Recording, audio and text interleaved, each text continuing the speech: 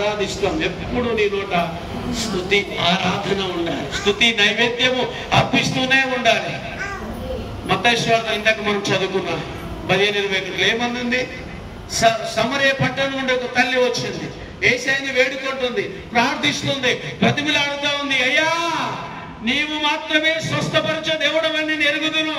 అందుకే సమరయ పట్టణం ఎంత దూరమో నీ మీద భక్తితో, విశ్వాసంతో, నమ్మకంతో వచ్చాను. నీవు మాత్రమే నా కుమార్తెను అద్భుతము చేయగల దేవుడవని విశ్వసించి వచ్చాను.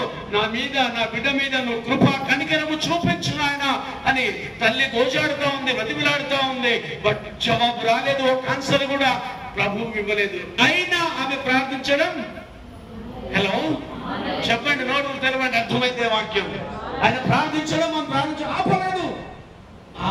ఆయనకే కాదు, ఆయన శిష్యులకు విసుగొచ్చేంత ఆమె ప్రార్థన ఆపలేదు.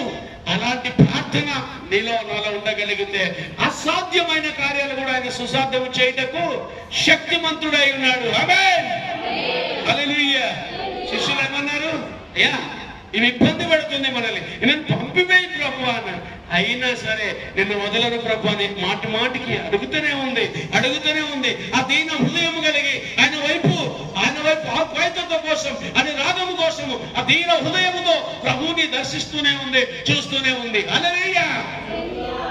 ప్రభు ఒక కఠినమైన మాటను అక్కడ వాడవలసి వచ్చింది. పిల్లల రొట్టె ముక్కలు తీసి ఒక్క పిల్లలకు వేయట సరియనా? చూడండి, ఒక కఠినమైన పదం వాడితే, మనలో ఒకవేళ పదం వాడితే ఏమంటాం? నన్ను కుక్క అంటావా? నీవు కుక్క, మీ ఇంట్లో అందరూ కుక్క అంటారేమో కానీ ఎస్ నేను అని అనలేమేమో. నిజమే మరి కుక్క పిల్లలు ఎక్కడ తింటాయి ప్రభా? యజమానుల పిల్లల దగ్గర నుంచే కదా. ఆమేన్, హల్లెలూయా. ఎంతగా తగ్గించుకున్నదో ఆమె గతి స్థితి అంతగా హెచ్చించుకోగలిగింది. దేవునికి మహిమ కలుగును గాక.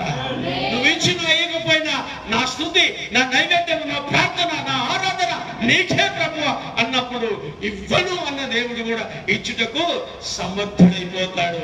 అప్పుడే మాట్లాడాడు, అమ్మా నీ శ్వాసము గొప్పది, వెళ్ళిపోని బిడ్డ బాగా అయిపోయింది. 24 గంటల ప్రయాణం ఆ ఇంటికి తిరిగి చేరడానికి తెలుసా? 24 గంటల తర్వాత ఇంటికి వెళితే బిడ్డ అడుకుంటూ ఉంటుంది. ఎప్పుడు బాగుపడదు బిడ్డ అంటే నిన్న మధ్యాహ్నమే. హల్లెలూయా, దేవునికి మహిమ కలుగును గాక. చూసారా, ఆ ప్రార్థన మనము కలిగి ఉండాలి. నువ్వు ఏమి చేసినా పర్లేదు, ప్రార్థన వినకపోయినా పర్లేదు, నా బతుకు మార్చకపోయినా పర్లేదు, నిన్ను మాత్రం నేను స్తుతించట ఆపను, కొనియాడట ఆపను, ఇవ్వడము ఆపను, బ్రతకడము ఆపను, స్వార్థ పని చేయడము ఆపను. నువ్వేమన్నా చేయ ప్రభువా అనే స్థితిలోనికి నువ్వు రాగలుగుతున్నావు. ఏం చేశాడు దేవుడు, నాకేమి ఇచ్చాడు దేవుడు, నేను ఎందుకు సేవ చేయాలి, నేను ఎందుకు వాక్యం చెప్పాలి, నేను సేవకు నిలబడాలి అనుకుంటూ ఉంటాం. అది నీ పని, నా పని కానే కాదు. నువ్వు ఆయన పక్షాన నిలబడమే నీ పని. Hallelujah, hallelujah. This is right or wrong? Right అయితే చేతులు కాలికి ఎందుకు పెట్టాలి? హల్లెలూయా. రైట్ అన్నప్పుడల్లా దేవుడు కనపరచాలి. అట్లా ముఖం మార్చుకొని కొట్టకూడదు, కొంచెం నవ్వుతూ కొట్టాలి. హల్లెలూయా, దేవునికి మహిమ కలుగును గాక.